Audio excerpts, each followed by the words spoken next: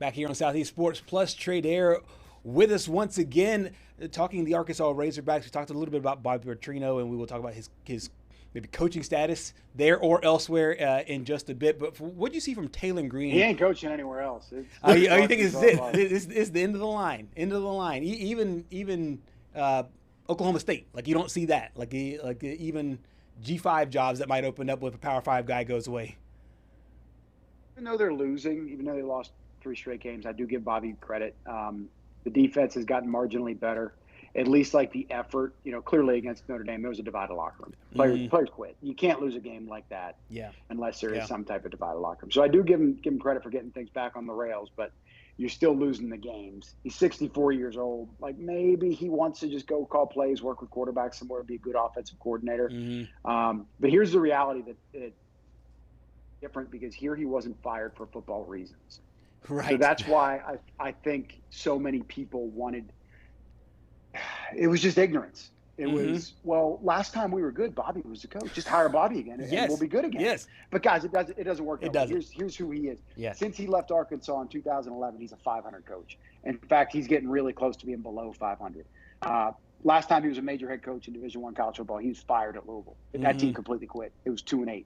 He goes and he's a head coach at 1AA, 5-5 his last season at Missouri State. So you mean to tell me your last 2 big endings as a major college football coach at Louisville, you went 2-8 and you're 5-5 in 1AA, and that's what we're going to get behind at Oklahoma State or at Arkansas? It's a hard sell. Here it's unique because there's supporters and there's fans that remember how things were. That's the thing. And there was a glimmer of hope that maybe it could be that way again, but it's just not reality. Trey, he's not the only coach that's going through this. My alma mater, West Virginia, it feels like the exact same story. Rich Rod leaves after losing 13-9 to Pitt, or 13-7 to Pitt, goes up to Michigan, loses to App State. That's a disaster. The fans are like, oh, well, we were great with Rich Rod. We got to go back to him to become great again, and look how it's going right now.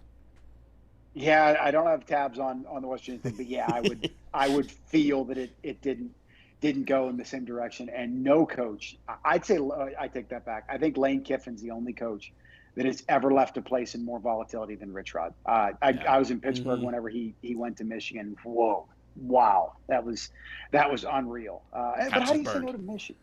How do you say no to Michigan? And I think, what happened with Oregon, what they did to Michigan there and the App State, like the spread offense, that was, kind of the future of the game. And I think that Michigan fell in love with that and like, well, let's go get the ultimate spread guy. Right. And it just wasn't a good fit. Just like Brian Kelly's a decent coach, just wasn't a good fit at LSU. Okay, so then that begs the next question. Would he be a good fit in Fayetteville? No. Yeah. No. Here's the problem with Brian Kelly. I say this on no authority. This is just me, taking a view from 30,000 feet. People really don't like the guy. Yeah. So it's one thing if people don't really like you and you're an absolute baller, like you're just an assassin. You're such a winner. Which, quite frankly, I think that was Nick Saban prior to Alabama. Didn't have a sterling reputation, but he was a winner. Didn't end well with the Dolphins. And he rehabilitated his image at Alabama and became a lot more likable. And now you see this guy on College Game Day, and you're like, "Who's this?" I mean, damn, it's like a different dude. I think Brian Kelly's going to go on TV and do well. Like he just doesn't. He doesn't have that kind of charisma. I think I'm shutting the game off if he is. Being back in Boston, I think Bill O'Brien's definitely in some trouble. Brian Kelly's from Boston. Maybe that would work. I mean, we talk about this a lot. I just don't get it. How somebody can give you a big bag of money like that, $50 million. Right. And you want to get back into coaching. Right. Like, why? You want to go back to work. Exactly. Why? And the only thing I could think of is one of the things that Patrick and I talked about, I think it was yesterday, is the fact that, he leaves Notre Dame and Marcus Freeman takes over. And Notre Dame is now on the doorstep of a national championship. They were in the national championship game. He leaves Cincinnati. They're basically fine. He leaves LSU. I think a lot of people think he's fine. It would be an ego thing for Brian Kelly just to say, hey, no, I still matter. I'm still relevant here in this game. And that would be the reason in my eyes that he would take, whether it's a Arkansas if it opens up, but doesn't sound like it is. I think LSU's a pipe. I mean, not LSU, but I think Florida's a pipe dream, and some of the other major jobs are pipe dreams. And it wasn't that long people were linking him to possibly going to Penn State. And I think that's probably done as well. So I think from an ego perspective, that would be the only reason why he would want to jump back in, to say that, you know, he still has some meat on the bone, so to speak. Yeah. You know, I don't want to say it because I don't really believe it per se. You know, it's so hard to, it's rumor. It's not coming from, you know, somebody valid. So I have a hard time saying it. But there is a fired head coach. Apparently there's mutual interest. Now, what if there's interest from other big schools that are better than Arkansas? You know, what happens? And just because there's mutual interest doesn't mean you're the first choice and all that stuff. So just, you know, take that for a grain of salt. Okay. Fired head coach that is a winner. Yeah. And apparently there's some interest on both sides. Okay. Let's do a thought experiment for a second. You have your 2 index fingers and they're up, and you're literally going to put them into two make-believe. I'm not the only one that's talking about this either. So, yeah. I'm more of kind of more of an umbrella question about the fan base. So you have your 2 index fingers. You're going to put them into 2 pretend, let's say that's just like bowls of water. Okay. Which one is the easier sell, do you think, to most Arkansas fans?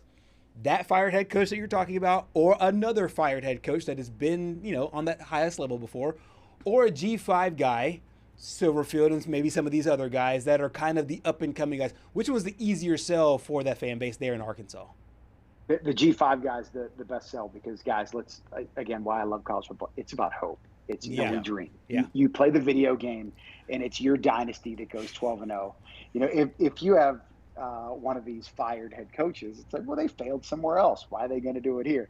But John Summerall, he just needs more resources. Ryan Silverfield, he just needs more. Alex Gola, she turned it around in South Florida.